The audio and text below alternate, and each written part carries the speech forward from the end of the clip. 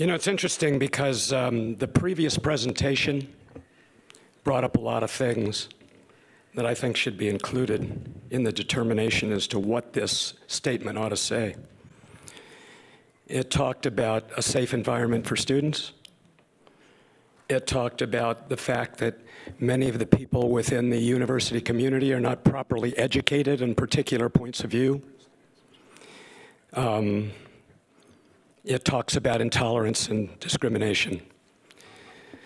I got to this late, okay? And I got to this when I'd heard about what was going on and was in support of it. And then when I actually read the item, I thought, what is this? It doesn't say anything about anything. It doesn't say anything about anything that hasn't already been said. And then I thought to myself, there's been an outgrowth of feeling from the Jewish community about anti-Semitism.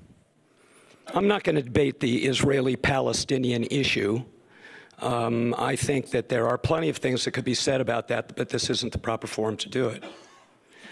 But I do think to not recognize why this subject is even being brought up is to do a disservice to those who brought it up in the first place. This is about, no. You don't, I would prefer if you didn't applaud or throw things at me, okay? Because having said this, I really do want to keep an open mind because there are people of differing points of view, and those points of view all deserve to be heard. And I believe that's going to take place. But this problem was brought up because a particular problem exists. Now, that's not to say that this problem is more important, the problem of anti-Semitism, than many other problems that face the university, but to completely disregard those people who brought a specific instance to your attention to be able to deal with it, not exclusively, I think is, frankly, insulting. I think that the Jewish community has a right to bring up things that concern the Jewish community, because that's every individual community is responsible for bringing up the things that concern them about issues that take place anywhere, including the University of California. You know, I wouldn't expect the Jewish community to be driving Black Lives Matter. I wouldn't expect the Jewish community to be driving, cases of Islamophobia. But I would expect that those communities would be doing exactly what the Jewish community is doing right now in bringing up issues that are germane to them as it relates to instances on the University of California.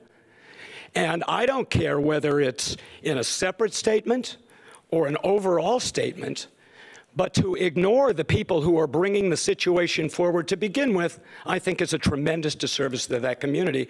And I think that there are an awful lot of lessons that need to be learned about the various areas of intolerance that exist on this campus, and that we ought to think about each and every one of those areas of intolerance, and we ought to attack them with the same interest and the same vigor that we are attacking the subject that was just discussed in this meeting just a few moments ago.